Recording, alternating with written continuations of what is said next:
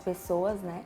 Essa área do direito que é responsável por garantir direitos fundamentais, tais como aposentadorias, auxílios, pensões, né? Então, eu costumo sempre falar que o direito previdenciário, a gente não lida apenas com leis, a gente lida ali com histórias de vida, né? Então, poder estar aqui hoje, compartilhar minha experiência, falar um pouquinho, tirar dúvidas, é muito gratificante. Então, obrigado pelo convite.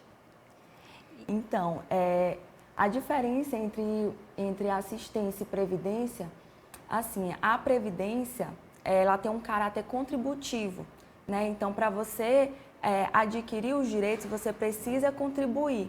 Já a assistência, né, ela não tem esse caráter contributivo, como o próprio nome já diz, é um benefício assistencial, né? Então, você não precisa contribuir para, de fato, ter direito àquele benefício. Então, é um sistema que realmente abrange a todos, né? Isso. Aos que conseguem contribuir e aos que realmente não conseguem contribuir, eles também têm esse amparo aí do governo, não é? Exatamente. E quem é que tem direito à previdência e à assistência? Então, como mencionado, a previdência ela tem esse caráter contributivo, né? Então, para que a pessoa tenha acesso a esses benefícios, é necessário essas contribuições. E a assistência, ela precisa cumprir alguns requisitos, né? Por exemplo, a miserabilidade, aquela vulnerabilidade. Então, precisa ser uma pessoa que não tem condições de se manter sozinha, precisa estar inscrito no CAD único, né? Que é um dos requisitos para o benefício.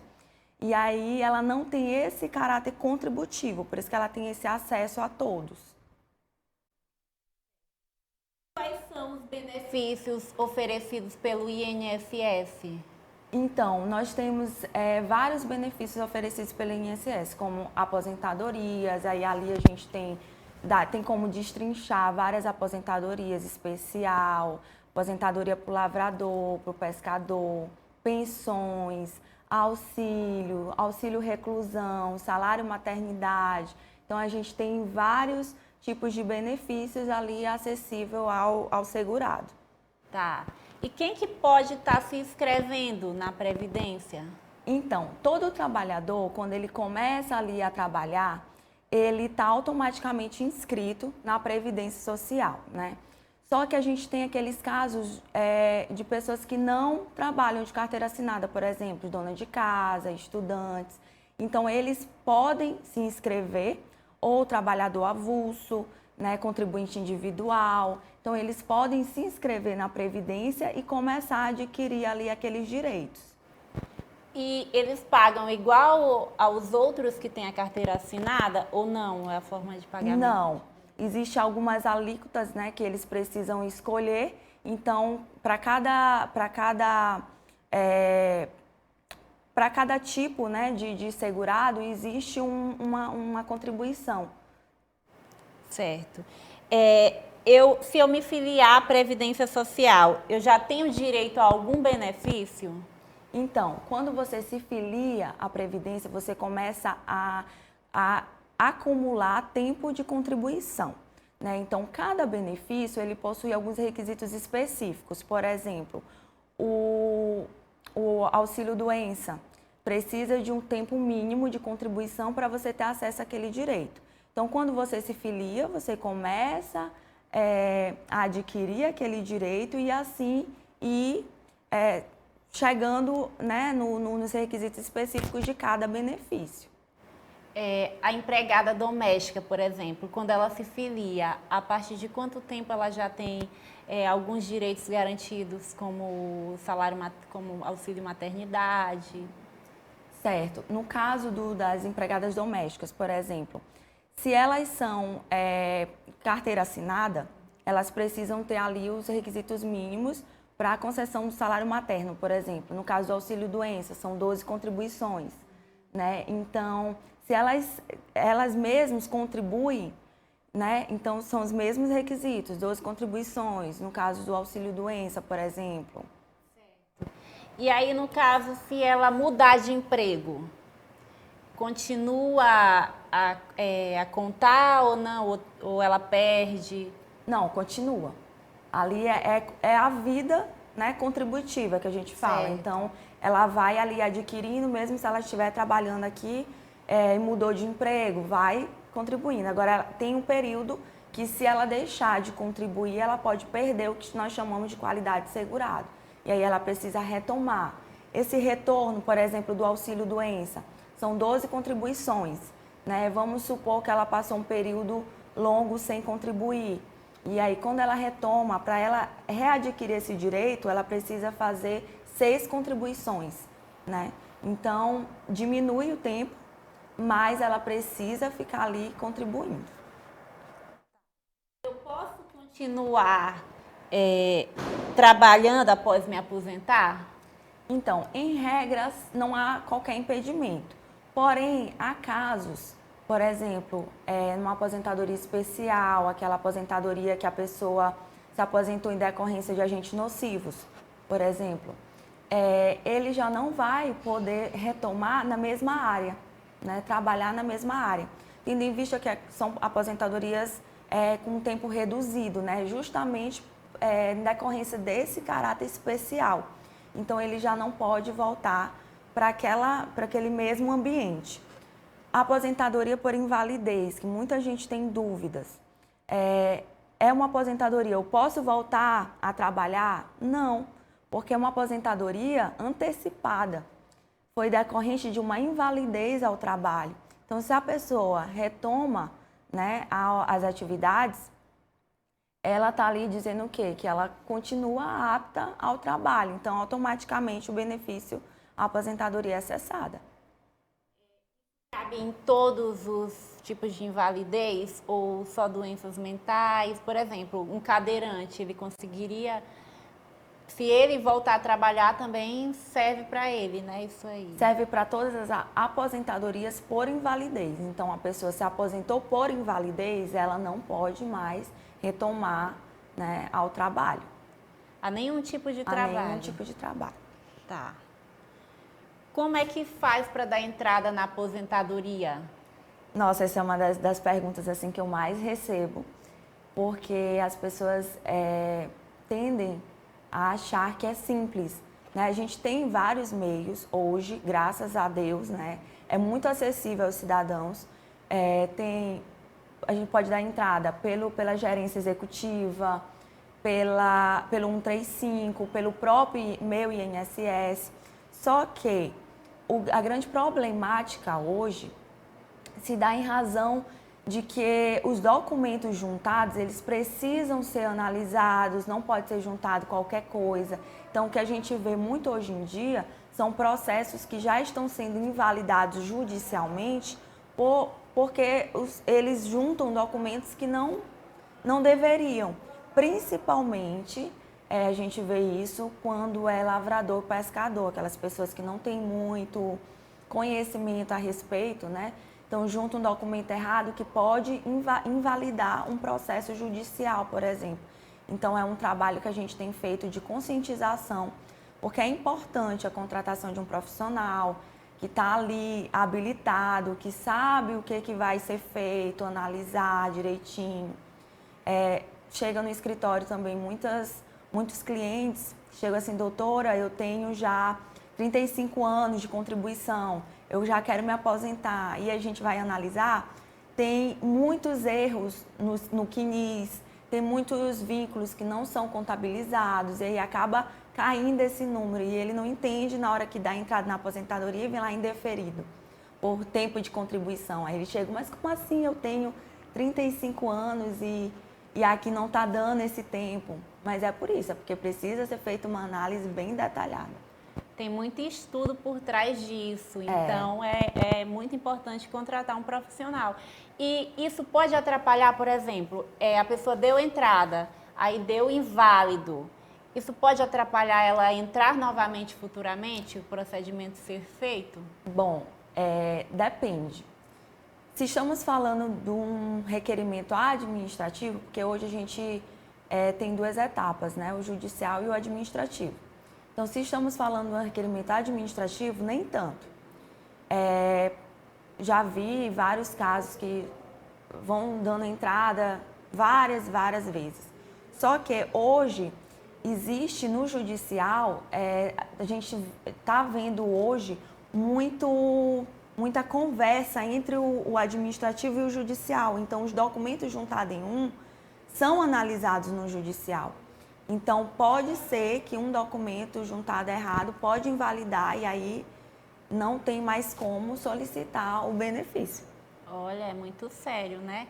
E dura em média quanto tempo? Varia muito de pessoa para pessoa? Então, essa é uma das perguntas assim que todo mundo faz também, porque geralmente quando a pessoa vem para a gente para requerer um benefício, ele está ali, ele quer se aposentar, ele já está na idade, já está cansado, então ele quer o mais rápido possível. Então, como a gente lida com duas esferas, tanto o INSS no requerimento administrativo quanto o judicial, esse tempo ele tem uma divergência. O INSS ele dá uma média de tempo entre 30 a 90 dias. Esse tempo geralmente não é cumprido, então demora um pouquinho mais. E no judicial, a gente sabe que passa ali por todo um trâmite do processo. Então, cada fase tem 15 dias para recorrer. Então, ali demora, em média, 1 ano a 1 ano e meio, hoje, um benefício para ser concedido judicialmente. O benefício assistencial é a mesma coisa que o BPC-LOAS? Então, essa é uma dúvida também muito frequente. O BPC-LOAS, ele é um tipo de... na verdade, o BPC ele é um tipo de benefício do LOAS, né? Então, eles, apesar de muita gente conhecer como BPC-LOAS, tem significados totalmente diferentes. O LOAS, ele é a lei, né? Lei orgânica de assistência social, e o BPC ele é o benefício de prestação continuada. E é totalmente diferente isso do benefício da assistência? O benefício ele é assistencial, tá. né? Então, a assistência... Então, o LOAS é o benefício assistencial da Previdência. O BPC, o LOAS é a lei. Ah, tá. É possível cessar o benefício assistencial? Sim. O benefício, para ele ser concedido, ele precisa de alguns requisitos. Então, se chegar numa fase em que esses requisitos eles já não são cumpridos, ele pode ser cessado, né? Por exemplo, quando hoje um dos requisitos para a concessão do benefício assistencial é a miserabilidade, né? Então, ele precisa ter até 1/4 do salário mínimo. Se ultrapassar, o benefício ele vai ser cessado. Inclusive, entra aí muitos deficientes, né? Que se volta a trabalhar e esse benefício pode ser cessado. Exatamente. O BPC-LOAS, ele pode ser acumulado com outros benefícios? Então, não. O BPC-LOAS, como ele é um benefício assistencial, né, ele tem aquele caráter de assistência, ele não pode ser acumulado com nenhum outro tipo de benefício, a não ser outro BPC. Mas aí também vai ser analisado a questão da renda, né? Então, tudo isso precisa ser bem formulado na hora do requerimento. Certo. Pessoas com autismo, elas têm direito ao BPC? Então, isso é um tema muito importante que eu costumo frisar muito, tanto nas minhas redes sociais, né? Quanto em palestras, algumas reuniões que eu sempre vou. Chegam muitas pessoas até mim com dúvidas, né, a respeito do autismo, acreditando que em razão do grau, né, porque o autismo ele tem algum grau, tem os graus de autismo, então que isso influencia na concessão ou não do benefício assistencial. E não, em regra, o grau do autismo ele não influencia para a concessão do BPC, né, que é do benefício assistencial. E é um direito que essas pessoas têm para garantir justamente uma melhor condição de vida, de tratamento. Então, ele cumprindo os demais requisitos, como já mencionado, a miserabilidade, está inscrito no CAD único, ter um laudo bem detalhado, um acompanhamento médico com psicólogo, psiquiatra, fono. Então, tudo isso é analisado no requerimento para a concessão do benefício. Então, não é todos os autistas, nem todo deficiente, é o que tem a necessidade. Exatamente, depende muito do quanto isso afeta, né, a vida daquela pessoa, o quanto ele não consegue se enquadrar no meio social. E o quanto a família também não tem o recurso. Isso, exatamente. Tá. Quem é que tem direito ao BPC para idosos? Então, o BPC para idoso, ele é, como o próprio nome já diz, né, para o idoso que possui ali mais de 65 anos e que também cumpre esses requisitos, né? Ele não consegue ter um provento econômico para se manter. Então, aquela pessoa em estado de vulnerabilidade, que possui mais de 65 anos, não tem trabalho, não tem tempo de contribuição para se aposentar de uma maneira normal, então esse benefício também é para essas pessoas. Certo. Quais são as doenças que dão direito a benefícios assistenciais? Então, nós temos ali uma lei que determina uma lista de doenças, né, que se enquadra para garantir a que essas pessoas um benefício assistencial. Nós temos, por exemplo, o HIV, o autismo, neoplasia maligna, Parkinson. Então, tem uma lista gigante de diversas doenças que a gente consegue ali enquadrar e solicitar um benefício. Então, como você mencionou, né, depende muito de como está aquela situação daquela pessoa, de como isso afeta ela no dia a dia, a situação econômica. Então, às vezes, a gente acha que não tem direito, mas indo analisando todo um contexto social, a gente consegue solicitar esse benefício. Muito interessante. E em relação a presos, eu gostaria de entrar um pouquinho e te perguntar, que a gente ainda está com um tempinho. Os presos também têm direito à previdência? Na verdade, existe um benefício chamado auxílio reclusão. O auxílio reclusão, ele não é para o preso. É outro tipo de auxílio, no caso. É um auxílio da Previdência, só que ele não é para o preso, ele é para a família do preso, né? Então, a pessoa está ali privativa de liberdade, né? Então, a família pode ficar desamparada. Então, existe o auxílio reclusão, que é para a família, né? Muita gente acha que é para o preso. Auxílio reclusão para aquele preso. Não, é para a família. Então, no caso, esse é o auxílio. E se ele já for um contribuinte da Previdência? Para ele ter esse auxílio, ele precisa ser um contribuinte. Ou de carteira assinada, vamos supor que ele estava ali trabalhando, cometeu ali um fato, né, típico, foi preso, e aí a família dele vai ter esse direito. Mas vamos supor que ele é um lavrador, um pescador. A gente demonstra, né, essa contribuição, porque na verdade o trabalhador especial, né, o lavrador, o pescador, ele não contribui efetivamente. Então, como que a gente comprova que ele tem direito à previdência? Através de documentos, né? Então, documentos de base governamental, documentos que a gente diz... Tem ali na identidade também conta, né? Lavrador, não conta. Na certidão de nascimento. Ah, tá. Né, que são documentos de base governamental. Então, às vezes, na certidão de nascimento de um filho, por exemplo, aí tem lá a pessoa dizendo que ela é lavradora, que ela é pescadora. Então, esses documentos são muito bons para comprovar que aquela pessoa ela tem aquela vida e são dos únicos benefícios, né, o único benefício de aposentadoria, auxílio reclusão, salário materno, que a gente, de fato, não precisa dar contribuição. São casos dos lavradores e dos pescadores. A gente comprova através de documentos. Então o pescador, ele pode se aposentar sem estar contribuindo, mesmo financeiramente. Isso. Muitos deles, acredito que a contribuição ali para o sindicato, ele é eficaz para a sua aposentadoria, né?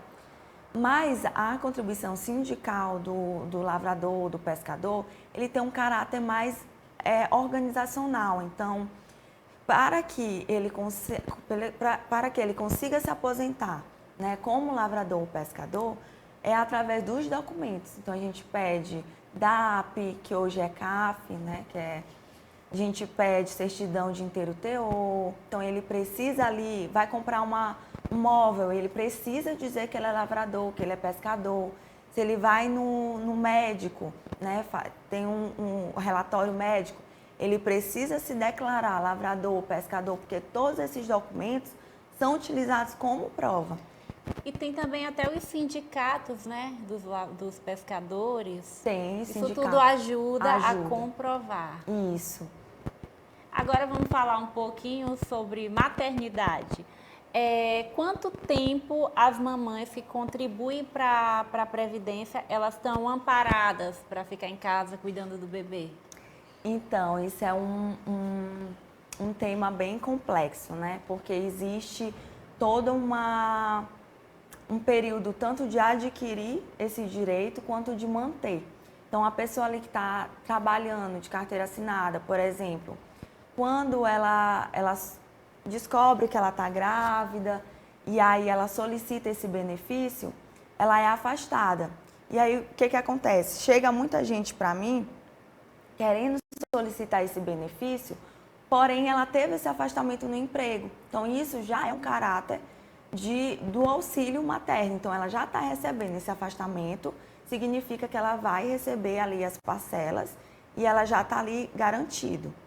No caso dela não estar mais trabalhando, né? Vamos supor que ela está um ano ali desempregada, não está mais trabalhando e ela engravida. Então, ela tem aquele período que a gente chama de carência, né? Que ela, mesmo assim, ela consegue o direito ao salário materno, porque a gente analisa a data do fato gerador, né? Então, existe esse período que a gente ainda consegue, mesmo ela estando desempregada, solicitar o benefício. E, por exemplo, um trabalhador que já está aí, cumpriu todos os requisitos, tudo direitinho, e agora deixou de pagar, ele tem até quanto tempo para voltar a pagar para não perder o direito adquirido? Depende, estamos falando de que benefício? Porque tudo depende sim. do tipo de benefício. Vamos lá, do benefício previdenciário. Auxílio-doença, por exemplo, Sim. um auxílio-doença. Ele estava ali trabalhando, ficou desempregado, foi acometido de um problema de saúde e está ali desesperado. Meu Deus, será que eu tenho direito, que eu já estou desempregado? Então, se ele já perdeu a carência, se já está ali mais de um ano sem ele contribuir, ele vai precisar fazer 6 novas contribuições. E aí ele retoma essa qualidade segurada, ele pode solicitar o auxílio-doença. Né? Então, são muitos prazos diferentes. São Cada muitos. coisa tem um prazo, né? São muitos. Por isso que às vezes chegam clientes até mim, como é que eu faço isso, como é que eu faço aquilo?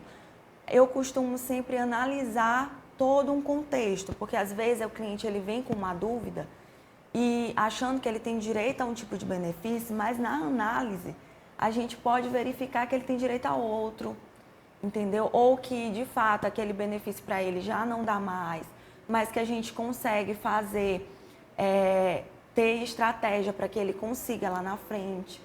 Então, um dos serviços hoje que a gente divulga muito no escritório, que é o parecer previdenciário, o planejamento previdenciário, é justamente em razão disso, né? Principalmente para aquelas pessoas que querem planejar suas aposentadorias, né? Então, ela está ali, já chegando na idade, já tem um certo tempo de contribuição. Então, para não deixar para a última hora, ou para ver se de fato ela vai ter direito, é feito todo um planejamento. É uma análise extremamente estratégica. Então, a gente vai ver tudo que entra, cada contribuição é analisada, cada vínculo. No CNIS, que é um extrato de CNIS, que é um dos documentos principais, né, para a aposentadoria, por exemplo, que ele conversa com a carteira de trabalho, né? Ali, o que era para estar na carteira de trabalho é para estar nesse extrato. Só que às vezes existem algumas divergências, né? A gente sabe que lidar com o governo, então sempre tem essas falhas de comunicação. E aí a gente analisa aquele extrato de contribuição, vínculo por vínculo, pendência por pendência. No planejamento a gente detalha exatamente o que precisa ser analisado, o que precisa ser retificado, o documento que ele precisa ter para dar entrada na aposentadoria. Então, é um trabalho mesmo de formiguinha. Ele vai receber um relatório, uma apresentação, e dali ele vai saber exatamente o que ele precisa e o que ele não precisa para solicitar a aposentadoria. Inclusive, entrando no gancho, né, do planejamento, já tive professores, né, que atingiram todos os requisitos e estavam aguardando a idade. Aí chegou Yasmin, eu posso só então relaxar agora e aguardar a minha idade para solicitar a aposentadoria? Aí eu falei assim, depende. Se você precisar de algum benefício, por exemplo, auxílio, doença, você precisa ali pelo menos contribuir uma vez, né, a cada 6 meses para ter essa qualidade de segurado garantido e solicitar, se você precisar, ou uma pensão por morte, Deus o livre, você vier a falecer, seu companheiro, seus filhos vão ter direito. Então, no planejamento, a gente detalhou tudo isso para ela e aí ela ficou tranquila ali, contribuindo na data certinha que a gente menciona e só esperando a idade já para solicitar a aposentadoria. Gente, que tema importante, né? Interessa a todos nós. Yasmin, eu gostaria de te agradecer mais uma vez a tua presença aqui, esclarecer tantas dúvidas, trazer tanta informação importante. Muito obrigada. Queria que você deixasse um recado aí para as pessoas, os nossos ouvintes, que precisam de ajuda com esse assunto. Então, eu que agradeço, tá, o convite. Foi uma honra poder compartilhar um pouquinho do que eu sei. Né? Eu também sou bem ativa nas redes sociais, então eu sempre tiro dúvidas por lá, faço publicações. E uma mensagem extremamente importante que eu falo sempre, né? Tanto no meu Instagram quanto em qualquer lugar que eu vou, é a importância de se planejar e de não deixar para a última hora, né? Porque a gente, como eu falei no início, a gente lida com vidas, são histórias de vida. Então, você poder tá ali se organizando, juntando a documentação certinha, organizando mesmo sua vida para quando chegar no momento certo você conseguir solicitar sua aposentadoria de maneira tranquila, de maneira segura, é de extrema relevância. Então não deixe para a última hora, organize, procure um profissional para orientar você e fazer tudo de maneira certa. Nós ficamos por aqui, fiquem com Deus e um feliz sábado.